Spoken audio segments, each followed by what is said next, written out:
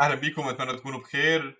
بلندر نزل 4.5 وحابب ان احنا نبدا سلسله بتمشينا من الاول ازاي نتعامل مع بلندر لاي حد لسه جديد. احنا اخر مره عملنا سلسله يعني هنا على القناه من الاول كان بقالها فتره، في تحديثات مختلفه حصلت من ساعتها، من اول ادوات مختلفه جديده لحد سرعه انيميشن او سرعه ريندرنج، فكل ده ان شاء الله هنتكلم فيه. بس اللي احنا عايزين نعمله ان احنا اول مره نفتح بلندر، ازاي نتعامل بلندر وبالاخص بلندر 4.5 دلوقتي. لاي حد لسه بادئ، الطريقه اللي احنا بنتعلم بيها هنا في القناه ان اي حاجه بنتعلمها غالبا هنستخدمها على طول.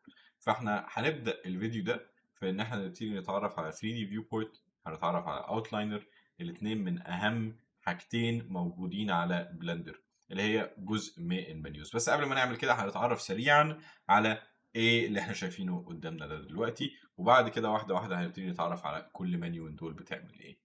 اللي احنا شايفينه اول ما نخش بلندر هو ال 3 دي سبيس. زي ما في 2 دي عندي ارت بورد، او لو انا برسم على ايدي عندي كراسه اللي هي فيها عرض وطول. 3 دي سبيس مختلف، 3 دي سبيس فيه عرض وطول وخط لفوق، يعني عندي رايح يمين شمال، رايح قدام وورا، ورايح فوق وتحت. ف 3 دي سبيس اللي احنا شايفينها اللي غالبا 90% من شغلنا هيبقى فيها هي اللي احنا شايفينها قدامنا دي دلوقتي. فزي ما احنا شايفين 3 دي سبيس دي فيها يعني تحسها ما لا نهايه، وهي نوعا ما مكمله للابد يعني يعتبر. وفيها انا بروح كده قدام ورا يمين شمال فوق وتحت، وهنتعرف على ازاي نحرك كل الحاجات دي واحده واحده. انا بس عايزين نفهم ايه اللي قدامنا، بعد كده نشوف ازاي ممكن ننافيجيت ونحرك الحاجات جوه ال 3 دي فيو بورت. فانا بقى عندي دلوقتي ادي ال 3 دي سبيس، وزي ما عندي 3 دي سبيس عندي منيوز مختلفه كتير. ممكن يبان ان كل منيو من دول حاجه مختلفه تماما، بس كل واحده من دول هي بكل بساطه منيو، هي طريقه اقدر ان انا اشوف بيها يعني الداتا اللي انا شايفها قدامي، او العب في الداتا او اغير في الداتا او المعلومات الموجوده جوه بلندر. كل المنيوز هتلاقي فوق على الشمال في زي زرار كده، شايفينه في كورنر كل المنيوز اهي موجوده هنا. يمكن ما تبقوش شايفين ده عشان دماغي في الطريق، لا انتوا شايفينه. بس كل المنيوز فيها زي ايه الزرار ده. الزرار ده هو الزرار اللي انا اقدر اقلب فيه بين المنيوز. فانا دلوقتي اللي هنتعلمه في الفيديو ده هو اتنين منيوز بس، مش هنتعرف على التانيين. المنيو دي اسمها 3D viewport اهي، وهتلاقوا منيوز كتيره موجوده هنا. ال 3D viewport ده هو 3D space اللي احنا كنا بنتكلم فيه. المنيو دي اسمها اوتلاينر، والاثنين دول اول اتنين انا بحب الناس تعرف عليهم عشان هم اقرب حاجه لمعظم 2 دي سوفت ويرز اللي احنا عامه بنشوفها سواء الستريتور سواء فوتوشوب. عشان زي ما انا عندي اي حاجه موجوده هنا جوه الاوضه الكبيره اللي هي 3 دي سبيس دي، زي ما موجود لسته بالحاجات دي. زي ما انا هنا عندي كاميرا، هنا عندي كاميرا، زي ما عندي هنا كيوب عندي هنا كيوب، زي ما انا عندي نور عندي هنا نور، الكيوب اللي هو المربع ده. فكل حاجه موجوده هنا موجوده هنا، بس هي هنا موجوده لسته، وهنا موجوده جوه السبيس نفسه، فاقدر ان انا اختارهم من هنا او اختارهم من هنا. وهنتعرف ان ازاي نختار الحاجات في العموم دلوقتي. بس مهم ان انا ابقى عارف ان ايه كل اوبجكت هنا او كل حاجه موجوده هنا او كل عنصر هنا موجود في الاوتلاينر كمان. ممكن اقلب ما بين الاثنين دول، لو انا جيت هنا دوست هنا ودوست 3 دي فيو بورت اقدر ان انا اشوف زي 3 دي فيو بورت صغير موجود هنا. انا ما انصحش ان انت في الاول تقلب خالص، بس مهم نبقى عارفين ان انا في اي مرحله ممكن اقلب بين 3 دي فيو بورت والاوتلاينر او اي حاجه في العموم. بس اللي احنا نعرفه دلوقتي هو 3 دي فيو بورت والاوتلاينر، احنا ما نعرفش اي حاجه ثانيه. فاقدر ان انا اقلب ما بين الاثنين دول. واللي انا اقدر اعمله برضو ان انا ممكن اكبر او اصغر المنيوز حسب احتياجي، ودي حاجه لازم ابقى عارفها في الاول. لو انا جبت الماوس ليفت كليك وجريت الماوس، سوري انا دوست بالغلط، وجريت من النص هتلاقوا فيه سهم عامل ايه من ناحيتين كده. ولو انا وقفت على السهم ده وجريت شمال جريت يمين هتلاقي ان انا بكبر او اصغر المنيو. نفس الحاجه بالنسبه لفوق او لتحت، نفس الحاجه بالنسبه لفوق او لتحت. فاقدر ان انا اعمل كده بسهوله، فيبقى عندي حاجه زي كده. الموضوع بيبقى لطيف جدا ان انا اقدر في اي مرحله يعني العب بالابعاد حسب ما انت عايز. كل واحد ليه يعني ايه اللي ممكن يفضله وهو شغال. طيب في منيوز كتير قوي هنا، في منيوز موجوده كتير قوي فوق. هل دي المفروض ابقى عارفها دلوقتي؟ اي حاجه هنتعلمها هنطبقها هنشتغل بيها. مش عايزين نقعد نراكم معلومات وفي الاخر تلاقي نفسك انك مش فاهم اي حاجه. احنا عايزين نشوف ال 3 دي فيو بورت والاوتلاينر دول عباره عن ايه وازاي استخدمهم. عشان ابتدي اتحرك جوه بلندر. طبعا غير الحركه بتاعت الماوس، بس انا عندي ليفت كليك ورايت كليك. الليفت كليك اللي بتعمله ان انا اقدر من خلالها لما بدوس ليفت كليك انا بختار اي اوبجكت انا بختاره، سواء هنا سواء هنا. اي حاجه بختارها هنا بتسمع هنا وبتسمع هنا، زي ما احنا شايفين ادي اهي، وكلهم بيسمعوا. طيب بالنسبه للحركه نفس الموضوع. بالنسبه لو هدوس اي زرار، لو بدوس اي زرار ليفت كليك. انا عارف ان دي حاجه غريبه او بديهيه، يعني بديهيه مش غريبه، بس في مرحله من مراحل بلندر كان معكوس العكس، عشان تختار حاجه رايت كليك، وممكن تعكسها لو عايز، بس دي ما انصحش خالص. ليفت كليك كويس قوي انك تقدر تختارها على طول، فيبقى عندي حاجه زي كده. طيب ده جميل وكل حاجه. ازاي اتحرك جوه 3 دي سبيس؟ يعني سهل قوي ان انا اتحرك جوه كل المنيوز عشان انا اقدر ان انا بس احرك الماوس. بس لو عايز احرك جوه 3 دي سبيس بعمل ايه؟ اول حاجه ميدل بوتن كليك، ولازم يبقى عندك ميدل بوتن كليك. يعني اي لو حد عندك ماوس اتنين ما انصحش خالص بماوس اتنين، انصح يبقى انت عندك ماوس يعني بالسكرول اللي في النص، اللي هي السكرول. انصح يعني هتسهل عليك حياتك اكتر بكتير يعني. فاللي هنعمله عشان ازوم ان وزوم اوت، ودي ابسط حاجه، حرك السكرول بتاع الماوس قدام وورا، فيبقى عندي حاجه زي كده. طب بالنسبه لروتيشن حوالين اي حاجه، دوس على السكرول اللي في النص ودراج. انا مش بدوس على الشمال ولا يمين، انا بدوس على الزرار اللي في النص وببتدي ادراج، او السكرول اللي في النص وببتدي ادراج، فيبقى عندي حاجه زي كده. طب بالنسبه للحركه، لو انا عايز احرك شمال او يمين، شيفت وميدل بutton كليك واتحرك رايح جاي. شيفت ميدل بutton كليك اللي هو الزرار اللي في النص، اتحرك شمال اتحرك يمين. فهتلاقي ان الزرار اللي في النص بتاع الماوس مسؤول عن معظم الحركه، مسؤول عن يعني هو بيلعب دور في روتيشن، ان انا روتيت حوالين الاوبجكت، ان انا دي بنسميها باننج اهي، وزوم ان وزوم اوت، يعني هو موجود في الثلاثه. فتاني، زوم ان زوم اوت، سكرول قدام سكرول ورا، شيفت ميدل بوتن كليك عشان ابان شمال ويمين، واخر حاجه ادوس على الزرار في النص وابتدي احرك الماوس عشان اعرف ان انا اتحرك كويس، فيبقى عندي حاجه زي كده. جميل جدا. ده بالنسبه للنافيجيشن، ده اللي بنسميه جزء النافيجيشن. اللي انا عايزك تعمله في الجزء ده، عود نفسك كتير جدا انك تقعد تتحرك حوالين اي اوبجكت، اتحرك يمين وشمال، عشان معظم الصعوبات في الاول هي ان دماغك بس تفهم الحركه جوه بلندر بتمشي ازاي.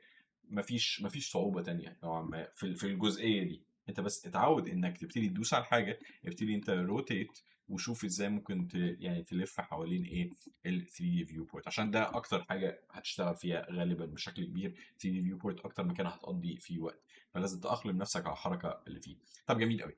انا بقى عندي كل دول. طب ازاي تاني ان انا اختار اوبجكتس بدوس عليهم كده على طول؟ طب ازاي اختار عدد من الاوبجكتس؟ عندي كذا حل. ممكن كليك ودراج واختار عدد من الاوبجكتس، كليك ودراج، كليك دراج.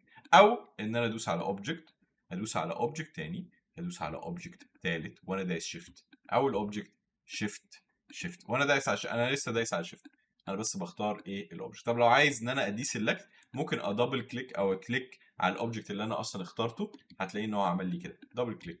طب ليه دبل كليك في حاجات وكليك عادي في حاجات؟ لو ملاحظين لما بختار كل الاوبجكتس هتلاقي ان انا عندي واحد فيهم لونه اورنج، واحد تاني لونه اورنج، واحد تاني لونه اصفر.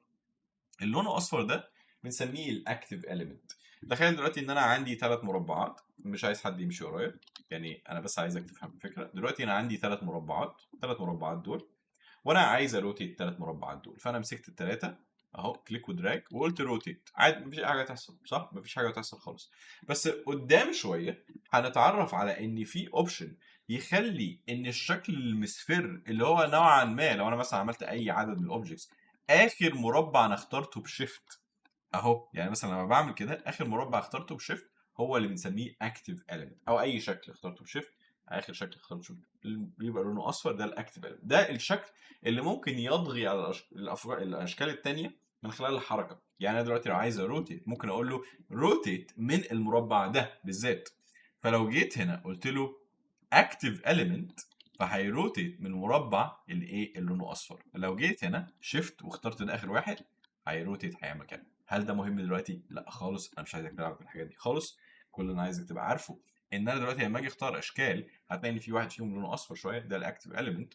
ولما اجي دلوقتي ان انا اشيل اي اوبجكت فيهم، انا بدوس لو هو الاكتيف اليمنت وعايز اشيله من الحسبه دي بدوس شيفت ليفت كليك وهيتشال على طول. ولو هو لونه اورنج بدوس شيفت ليفت كليك مره، هتلاقيه بقى هو الاكتف اليمنت، شيفت ليفت كليك مره كمان عشان يشيل.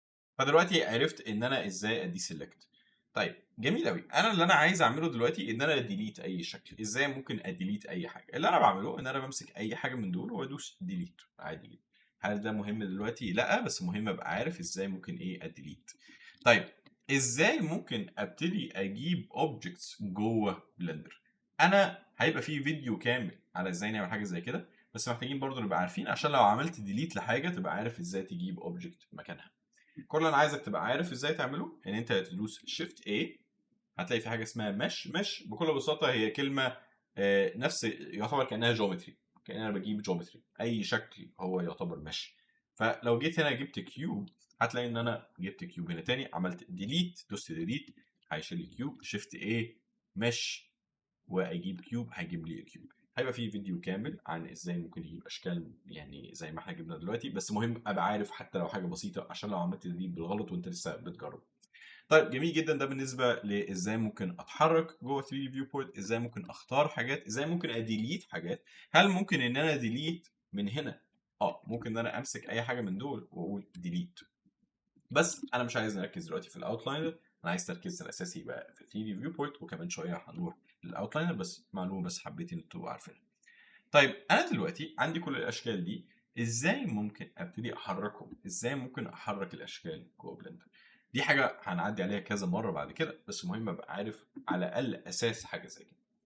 ازاي ممكن احرك اشكال جوه 3 دي فيو بورت؟ انا دلوقتي بتحرك بنفسي، يعني انا لو انا اللي يعني نوعا ما ماسك الكاميرا انا اللي بتحرك بنفسي، بس ازاي ممكن بقى احرك اشكال جوه يعني 3 دي فيو بورت؟ في حاجه لازم يعني نبقى مركزين معاها اللي هي جي ار اس. جي لو انا عايز احرك، بمعنى ان انا لو مسكت المربع ده دوست جي هتلاقي ان انا مش دايس حاجه تانية، انا كل اللي انا بعمله بحرك الماوس بس دلوقتي، يعني قاعد بحركه بس. هتلاقي ان ايه المربع قاعد ايه بيتحرك معايا.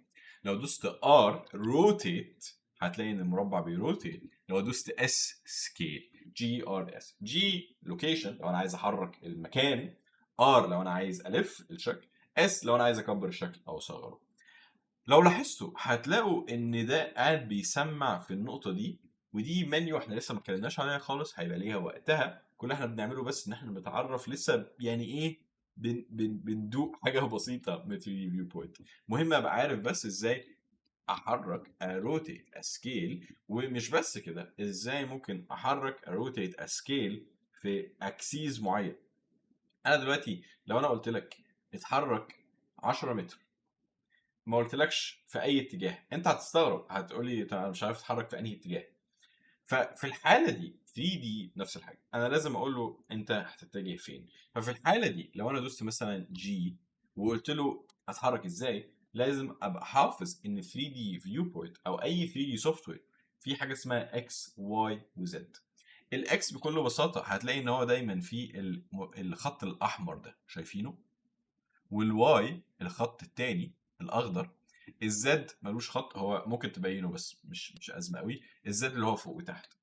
طيب ليه حاجه زي كده موجوده؟ عشان تقدر ان انت تقول العالم الكبير ده اتحرك فيه بشكل ذكي. يعني انا لو قلت له دلوقتي اتحرك في الاكس 5 متر، ازاي اقول له يعمل حاجه زي كده؟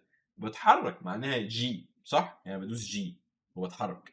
عشان احدد لوكيشن كل اللي محتاج اعمله ان انا اقول له اللوكيشن اللي انا عايزه يمشي فيه، فانا هدوس اكس. انا دلوقتي دوست اكس بس، انا ما دوستش اي حاجه ثانيه، انا دوست بس اكس. وبعد كده انا عايز اقول له اتحرك 5 متر، فكل اللي محتاج اعمله ان انا ادوس 5 وبعد كده انتر.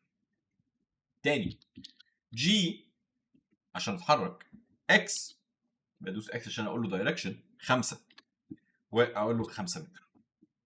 ممكن اعمل نفس الحاجه جي اكس واتحرك على طول بالماوس، يعني دلوقتي قاعد بحرك الماوس شمال ويمين، احرك الماوس شمال ويمين عشان ايه؟ اقدر ان انا اقول له اتحرك كده اتحرك كده، بس في الاكس دايركشن بس، في الخط الاحمر ده بس، ما اتحركش في اي اتجاه تاني، ولا فوق ولا تحت ولا قدام ولا ورا. ممكن نعتبر الاحمر ده يمين وشمال، فاقدر ان انا اعمل كده. طب ليه الاكس بيروح دايما هنا؟ عشان في 3 دي فيو بوينت في حاجه اسمها بوزيتيف وفي حاجه اسمها نيجاتيف.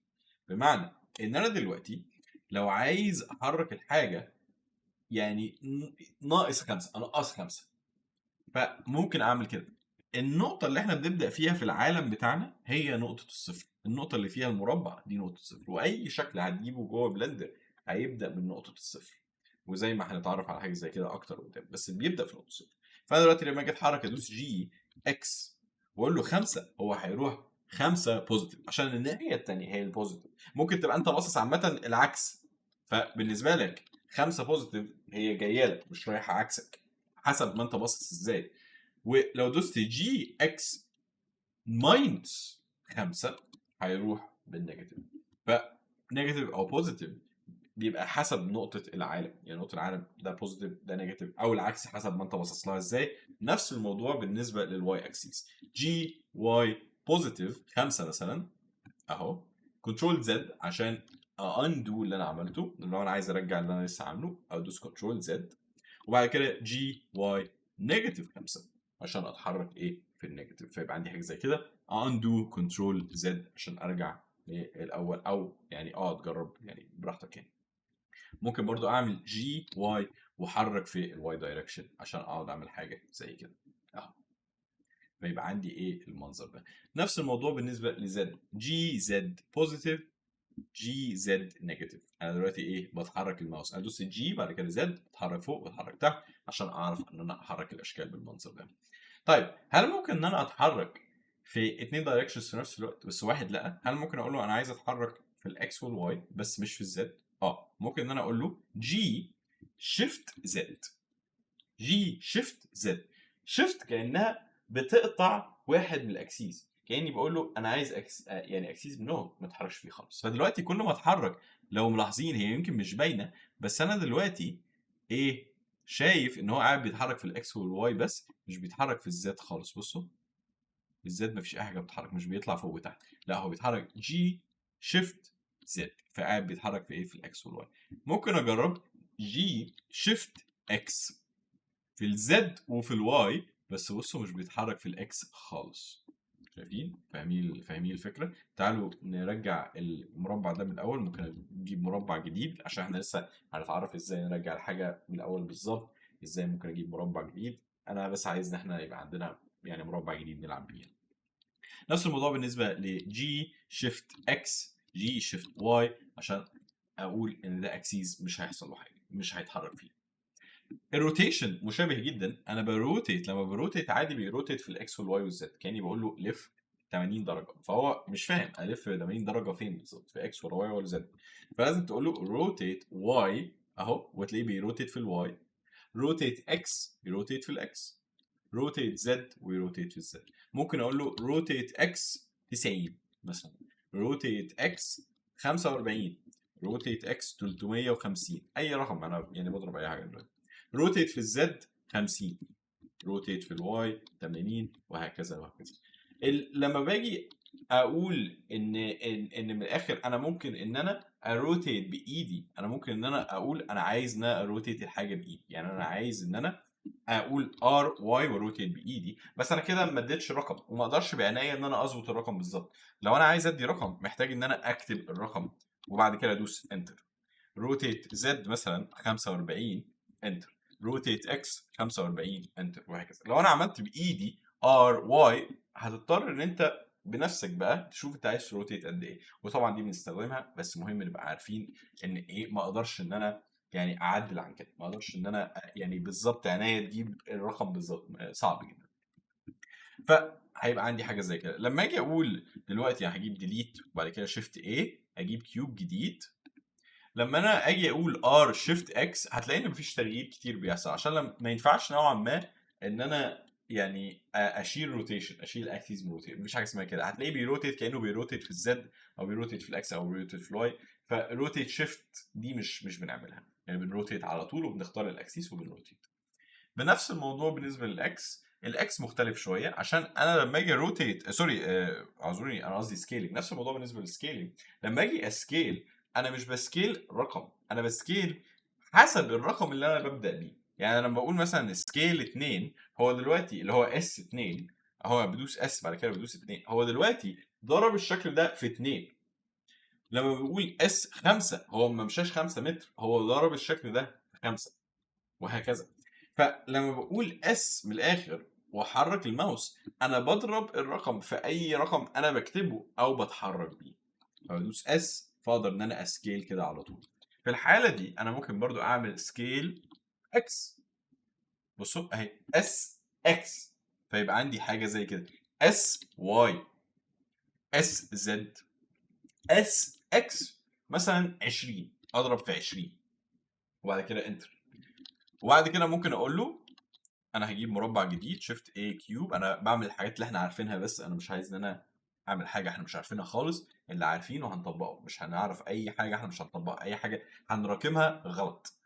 يعني انت قاعد تتراكم معلومات غلط، احنا بنعمل اللي عارفينه دلوقتي كأن ده بس اللي احنا عارفين ازاي نتعامل معاه. طيب عايز ان انا اسكيل في دايركشن بقدر معين، سكيل واي 5، كانه بيضرب الرقم ده في 5، بيضرب حجم الاوبجكت ده في 5. طب لو عايز اسكيل في اكسيز، لا يعني 2 واحد لا، سكيل شيفت. ومش عايز اسكيل في ايه؟ في مثلا في زد، عايز زد ما يحصلوش سكيل، شيفت زد. وبعد كده اتحرك بالماوس، اول ما اقرر ان خلاص ادوس ليفت كليك وابقى كده تمام. طيب كنترول زد عشان نرجع زي ما احنا، سكيل شيفت اكس مثلا، ادي في الواي والزد، فهيبقى عندي حاجه زي كده. فده سريعا ازاي ممكن اتحرك جوه 3 دي فيو بورت، احرك الحاجات جوه 3 دي فيو بورت، اروتيت جوه 3 دي فيو بورت، اسكيل جوه 3 دي فيو بورت، وازاي اجيب كيوب، ازاي اديليت طبعا بديليت بوتن، ازاي اعمل كنترول زد واندو اللي انا عملته. يعني انا خلاص انا عملت ديليت، لا انا رجعت في كلامي، فانا هديليت دلوقتي. وازاي ممكن اجيب كيوب، شيفت اي مش كيوب عشان اجيب كيوب من الاول. طبعا الشيفت اي دي هيبقى ليها فيديو كامل يعني. ده بالنسبه ل 3 دي فيو بورت. 3 دي فيو بورت حاجه سريعه قبل ما نروح للاوتلاينر، هو كل مربع من دول شايفينه هو متر في متر. اي يعني لو عايز تعرف بالظبط الحسبه بتاعتها، هي كل مربع متر في متر. وهنتكلم طبعا على السنابنج قدام، هنتكلم على ازاي ممكن نستخدم المربعات دي ان احنا نعمل سنابنج انكريمنتال اللي بيبقى حسب كل مربع، حسب كل متر، او حسب كل اوبجكت جنبه. دي حاجه اللي بعدين مش ازمه قوي، بس دي حاجه محتاجين نبقى عارفينها. طيب بالنسبه للاوتلاينر، الاوتلاينر فيه حاجه لطيفه قوي، ان انا اقدر لو انا مش عايز اديليت الاوبجكت عشان انا مش متاكد ممكن احتاجه بعد كده، الاوتلاينر بيساعدني ان انا اخفي الاوبجكت من خلال زرار العين ده. طب ايه زرار الكاميرا وايه زرار العين؟ زرار العين بكل بساطه بيخفي الاوبجكت في الفيو بورت. في الفيو بورت يعني ايه؟ في 3 دي فيو بورت اللي احنا شايفينها قدامنا دي دلوقتي. طب هل في حاجه تانية غير الفيو بورت؟ في الريندر. الريندر ده مع ان يعني كاني دلوقتي ماسك الكاميرا 3 دي فيو بورت وقاعد دلوقتي ماشي بصور حد من غير ما ادوس صور، انا بس قاعد ايه بتاكد من المشهد بتاعي، ما صورتش، انا بس بتاكد منه وعناية على العدسه. لو انا دلوقتي عايز اصور معناها ان انا برندر خلاص، معناها اللي هو الزرار ده، حتى هنا بيقول ديسيبل ان ريندر يعني اقفل في الريندر. فانا لو دوست على ده وصورت، ودي حاجه صورت دي معناها عملت ريندر، يعني حاجه لقدام انا مش بقول انت المفروض تبقى عارفها، المربع لسه هيطلع في الصوره عشان هو مقفول في الفيو بوينت بس لما اجي اصور الريندر الاخير، الصوره اللي هتطلع لي في الاخر او الانيميشن اللي هيطلع لي في الاخر هيبان. فعشان اقفله في الاثنين بقفل في العين واقفل في الكاميرا، فاقدر في اي وقت ان انا المربع ده ما عملتلوش ديليت، اقدر ان انا في اي وقت اجيبه واعمل كده. طبعا عملت كده ممكن برضو اعمله ديليت لو انا عايز في اي مرحله لو انا مش محتاجه. مهم جدا نبقى عارفين حاجه زي كده. وطبعا ممكن اسلكت كل دول من هنا، يعني اقدر ان انا اختار اي حاجه من دول من هنا على طول. في حاجه مهمه جدا كمان في الاوتلاينر، شايفين كلمه كولكشن دي؟ كولكشن دي بكل بساطه ممكن نعتبرها جروب، هي جروب. الجروب ده كل الاشكال اللي عندي دلوقتي موجوده جزء من الجروب ده، فانا اقدر ان انا اخفيهم مره واحده لو انا عايز. دي مش دي حاجه تطبيقاتها معقده شويه وتطبيقاتها كتير جدا، بس مهم ابقى عارف ايه موضوع الكولكشن ده. كأن انا دلوقتي عندي مثلا 20 مربع مثلا وكلهم جوه جروب واحد، وممكن يبقى عندي 20 مربع تاني جوه جروب تاني. ممكن الموضوع مش ببساطه ان انا اقدر اقفلهم في اي وقت كلهم مره واحده، طبعا في حاجات اكتر، بس دي واحده من الحاجات اللي انا ممكن استخدمها. واحنا شغالين في السلسله هنبتدي واحده واحده نمشي مع بعض ونشوف ازاي ممكن اول ما اتعلم الحاجه اطبقها على طول. فانا بالنسبه لي اللي انا عايزك تعمله في الفيديو ده بعد لما تتفرج عليه، ابتدي شوف ازاي ممكن اجيب كيوب اعمل له احركه، اجيب كيوب اعمل له روتيت، سكيلينج، ازاي اتحرك جوه 3 دي فيو بورت، ازاي ازوم ان ازوم اوت، واعمل كده كتير جدا. لو انت فاكر ان 3 دي عباره عن ان انا اتعامل مع اداه خلاص أنا فهمتها. أنا باحب أقول لك إن أنت غلطان مليون في المِيّة. الموضوع ما بيبقاش إن هو أنا عارف أنا كده مش محتاج خالص. أنت لازم مرّة و2 و3 تعوّد نَفْسك وتعوّد دماغك على إزاي تrotate، إزاي تscale، إزاي تتحرّك، وإزاي تتحرّك جوّه ال3D viewport، وإزاي أتعامل مع حاجة بسيطة جدًا لحد دلوقتي زي الoutline. ده الهدف الأساسي من الفيديو ده، وأتمنى تكونوا استفدتوا. إحنا إن شاء الله هنكمّل السلسلة. أي حد لسه جديد هنا، إحنا دايمًا بيبقى في كذا حاجة شغّالة مع بعض، فعادي لو الفيديو اللي جاي لقيتوا حاجة مختلفة، يعني إحنا لسه مكمّلين السلسلة دي إن شاء الله، وأشوفكم إن شاء الله في فيديو جديد.